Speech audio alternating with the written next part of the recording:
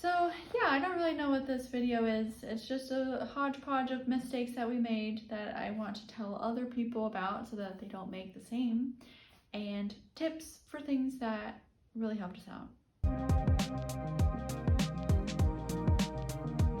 Let's see, this week's video is going to be all about mistakes that we made moving to New Zealand. Number one mistake that we made was actually not even a mistake that we made. It was just moving during the pandemic. Moving during coronavirus made everything a lot more difficult. It also delayed a lot of processes, and yeah, it just took a lot more effort. So there's nothing I would have done to change it, and there's nothing I could have changed really. But if you do have an option, yeah, I would definitely wait until all this clears up and the borders are open, and then you don't have to do MIQ like we did, and you won't have to wait a year to get your visas like we did. Yeah, it just made getting everything a lot harder. It was just a lot more complicated. So if you can't avoid that, then that would be good on you. Number two mistake that we made was housing. So this, I think, definitely caused the most stress for us. If you can magically get something before you come overseas, then that would be wonderful. That would just alleviate so much of the stress that comes with moving countries. Having said that, I think it actually is the best option to wait until you're over here to look for housing, with the caveat of having a temporary place for like a solid 3 weeks to a month, because then that allows you enough time to actually go to different towns and suburbs and like it lets you get a good feel of the areas that you might want to live in. And it also gives you enough time to find a place in the area that you like. We thought that it would be okay because we had 2 weeks in quarantine, that we'd be able to find something in that time, but we weren't allowed to go out and look at anything, obviously. It didn't actually help us out at all. I was really stressed out and I wanted to keep booking places, but Billy was like, let's just wait until we're out. So that is what we did. And we had a week in an Airbnb, and we tried to find a place in that time. And it was closer to 2 weeks that we stayed there. But honestly, I wish we had taken more time to find the perfect place. And having said that, like, I love our place right now, and I feel like we really lucked out. But do yourself a favor and get yourself a landing pad that you can call home base for a while. And yeah, just like the biggest stress of it all was not feeling like we had enough time to find the right place. I really wanted a place up on the North Shore, and we ended up in the Mount Eden area, which I love our neighborhood, I love our house, and it really did work out just fine. But I was really hung up on the whole North Shore idea for a while. And then some of the other mistakes that are still lumped in with the housing category is, one, thinking that we could buy a house in a couple years. That's a joke. The housing market here is going through a bit of a crisis, and everything is really expensive. So yeah, I think we're gonna have to, there's a parrot and I see it. Oh, it's beautiful. Wow, it's gone. Yeah, we thought we could get a house because we had kind of a good little chunk of money saved up from our time before we moved over. And with the conversion rate helping, I was like, oh, maybe we can put a down payment on a home. No, not at all. I'm not even gonna go into how expensive everything is here, but yeah, that was a joke. And then the other mistake that's still lumped into the housing category is moving into a totally empty place. Again, it's all about the time. Like, I love that we got a totally unfurnished place because that means that we can get the furniture that we want, because we stayed in some places that came furnished and I hated it because it's not like our style, it's not home to us, and also the furniture is just so cheap and uncomfortable and squeaky and cheaply made, and it's just, I'd much rather source our own things. I love that the house came unfurnished, but I hated that we moved into it so quickly. And honestly, I probably would do it the same way again, just because we're so cheap and I didn't want to have to stay in a hotel another night. But If you can afford it, then I would definitely recommend staying at your landing pad that you scored yourself for a month to get settled, and source your furniture before you move in. At least the fridge, the bed, and the washer situation. Once we got all those in the house, I was so happy. It was pretty rough until that point though. Number 3 is paperwork. So there's a few things lumped into this category, but not having proof of address was really annoying for us. So we had the weird situation of being homeless for a year before we moved over here because we were just living with family. And so we didn't have any utilities, we didn't have any proof of residency anywhere. So it kind of made life difficult for us when we got over here because we needed to open a bank account to be able to do a lot of things, but they wouldn't let us open a bank account until we had proof of address. That took us 3 weeks to get all sorted out, and it just caused a lot of headaches and unnecessary work for us when we were already doing so much and worrying about so much. So yeah, if you can figure something out, then definitely bring some proof of address. Another fun piece of paperwork that will come very much in handy is references from your previous rentals or something like that, because yeah, that's not really something that they do in the States. So we had to kind of scramble and get those. And renting and buying in New Zealand is very competitive, so you'll do yourself a favor if you have all that in order before you start even applying. Because sometimes what it comes down to is just who turns in their application first. So like this place that we're in right now, we went and saw it that afternoon, and then by that evening we had our application submitted. And we could do that because we had all of our references all in line and ready to go. So 2 other things with paperwork that I kind of lumped in together is we had an international credit card, and it was really helpful.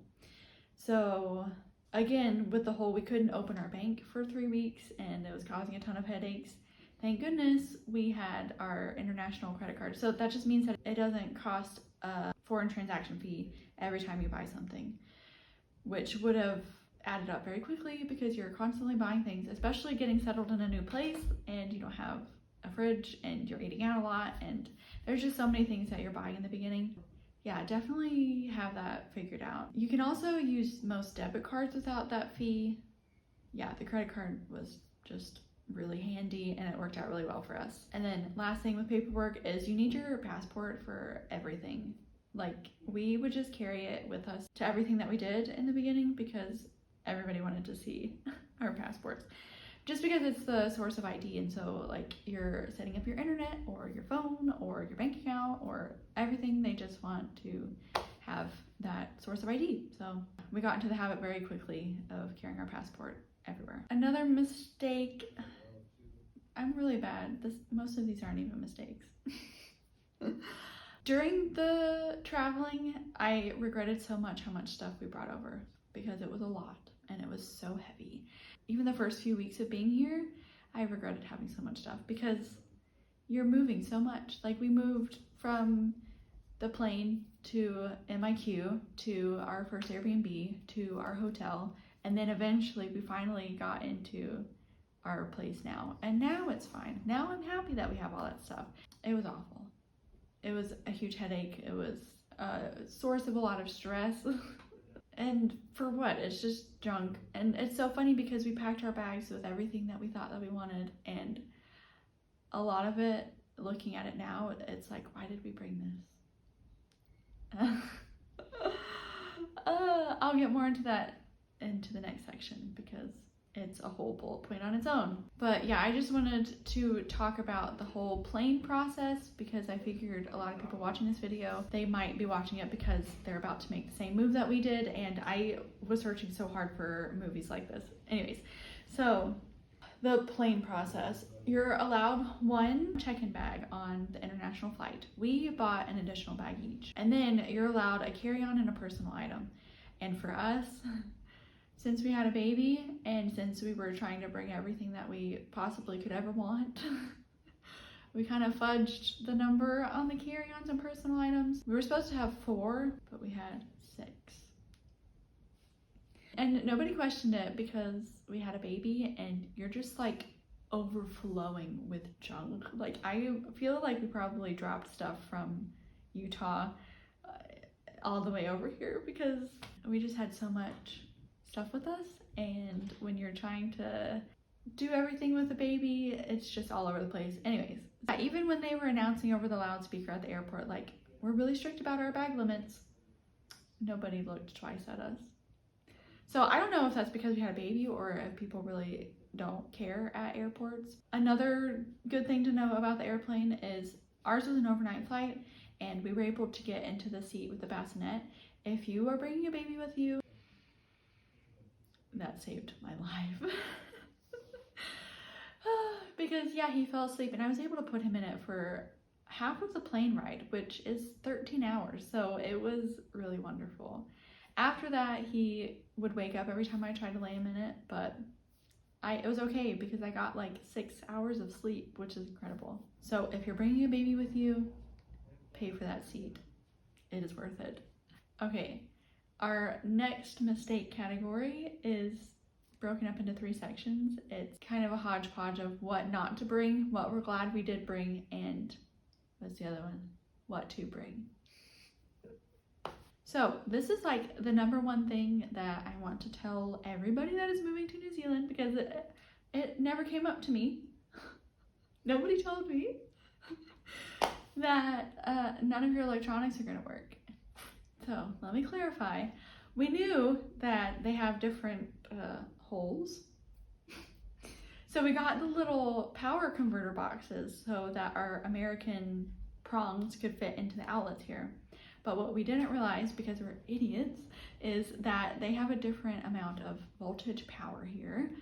And sorry if I'm saying all the wrong things. To clarify even further, things like your laptops or computers or your phones, the like bricks, let me show you what I'm talking about. Like the adapter boxes, the big chunky boxes on those items, they actually convert the power for you. So those work, don't worry about those. But everything else that we brought in our precious suitcase space that we had to haul on our backs across the entire world are useless junk now because they don't work. I'm just gonna give a sad list of the things that we brought that don't work now. So yeah, electronics, don't bring them. Another thing that we shouldn't have brought, a bidet, because we love bidets. They're completely different size hosing.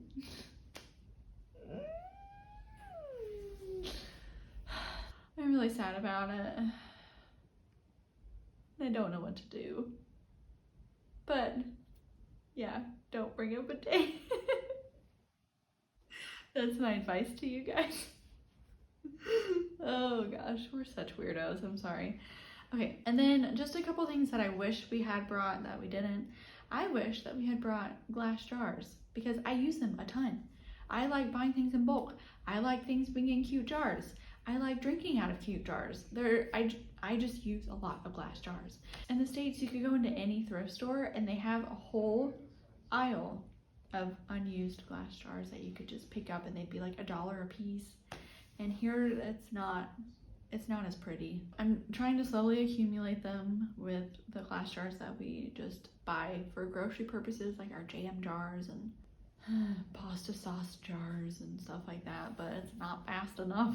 Another thing that I wish we had brought that we didn't, because I was too scared of customs, was spices. They don't take up much room, they don't weigh that much. I wish that I had brought like all of my spices because it sucks having to buy them all again. And then on a happy note, things that we brought that I'm glad that we brought are our cast iron pan. I got an enameled cast iron pan for my birthday last year, and I was dead set on bringing it. Billy kept trying to tell me no, and I kept saying no to his no. And I carried it on my body, on my personal carry-on item, because I was convinced I needed it. And I'm honestly so glad that we brought it, because for a while it was the only pot that we had. And the thing is a workhorse, like it's gonna last us our whole lives, and it's worth it. Definitely worth it. Basically anything that you know that you're gonna turn around and rebuy over here, I feel is worth bringing if you're really cheap. Things like your linens and your kitchen tools and utensils and stuff like that. We didn't bring like our actual forks and knives because you can get those out of thrift stores so cheap. Same thing with dishes, but we did bring big mixing bowls that are glass that I use every time I cook, and can openers and sieves, just stuff like that. There is just so much stuff that you have to buy going into a new place that it adds up really quickly. So if you can, just bring the little stuff that doesn't weigh much. Just do it. Last thing that I'm glad that we bought before we came over is, like I was saying earlier, the little power converter boxes. These bad boys, you can get them super cheap on Amazon, and yeah, so our phones and our laptops and things like that. I guess we could have bought new chargers for them, but gross when you can just get a little box that works. Definitely bring them so that you can charge your phone.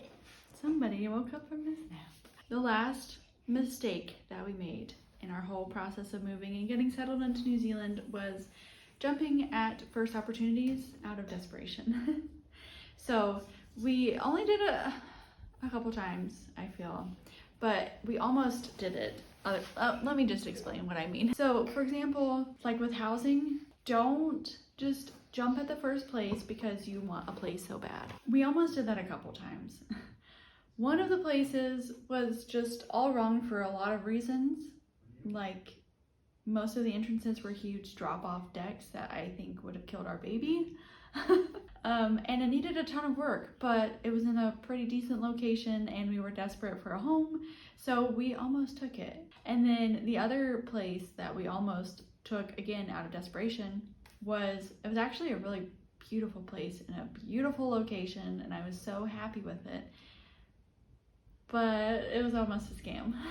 As we drove away, Billy was like, I don't feel right about this. And then later that night, like as we were about to email in our application, he Googled the property management company, and it was all terrible reviews saying that they run off with your money and you never hear from them again. They had a news article about them saying that they were sued and they lost the case. Super happy that we ended up not applying for that place and getting it.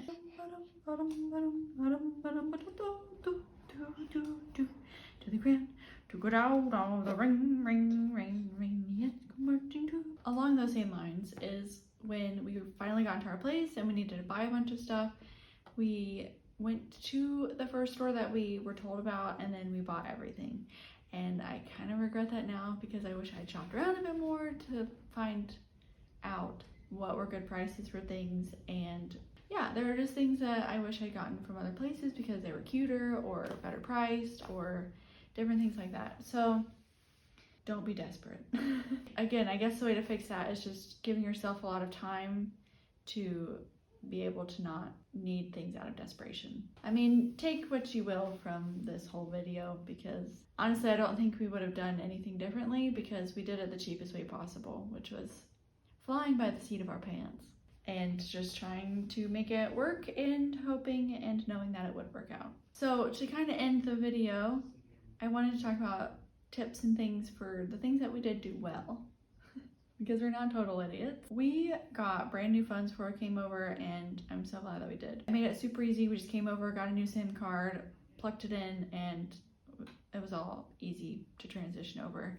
So make sure that your phone can do that. Next tip before coming over is saving a ton of money. Save all the money that you possibly can get your hands on because it is expensive. Not even just living here, but especially in the beginning, because there are so many things that you have to pay for. Like, for example, when you get your new place, you have to pay the first 2 weeks of rent, I think, and then the whole last month of rent, which is normal, but I mean, it's a big chunk of change.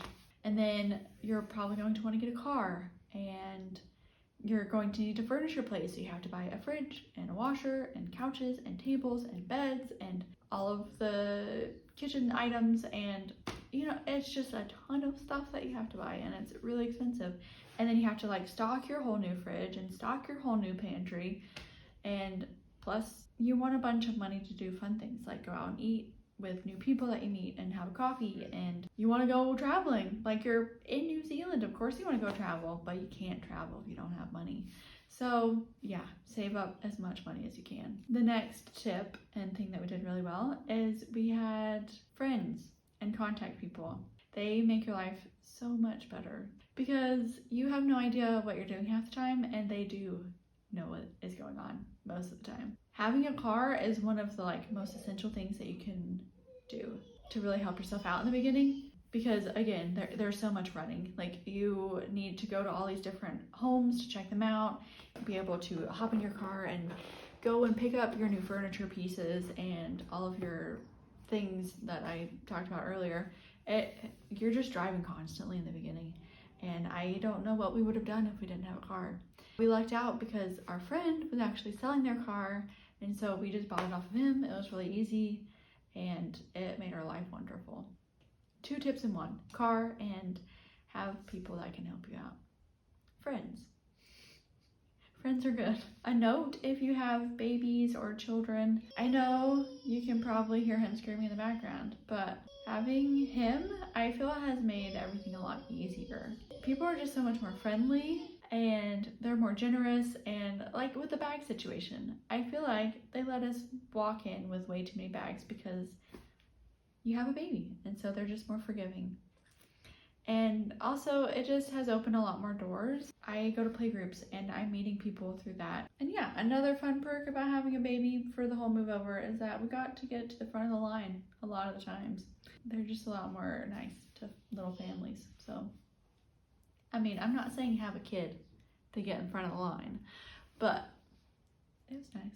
So yeah, I don't really know what this video is. It's just a hodgepodge of mistakes that we made that I want to tell other people about so that they don't make the same, and tips for things that really helped us out.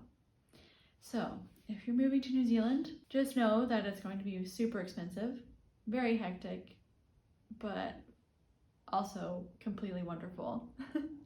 We are so thrilled to be here, and now that we're settled in our home, I'm so happy all the time. It's just incredible that we're here. I don't even know how to put it into the right words yet. Every day is just a happy day, even with a screaming baby and rain all day. Doesn't matter because we have a home and we're in New Zealand. So yeah, good luck with your move, and thank you so much for watching this video, and I'll see you next week.